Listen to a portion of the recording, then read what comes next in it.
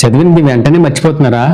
పుస్తకం చదివిన తర్వాత పరీక్షలో గుర్తు రావడం లేదా అంటే సమస్య మీ మెదడులో కాదు, చదివే పద్ధతిలో ఉంది. ఇక్కడ 3 సింపుల్ మెమరీ టెక్నిక్స్ ఉన్నాయి.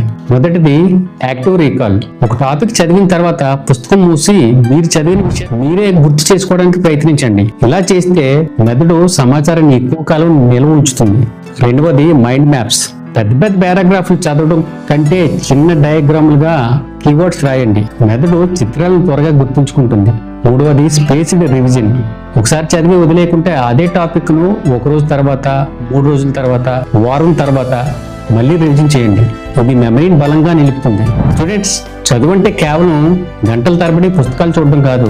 సరైన పద్ధతిలో చదివితే తక్కువ సమయంలో ఎక్కువ గుర్తుంటుంది. గుర్తుంచుకోండి, right method plus regular practice is equal to strong memory.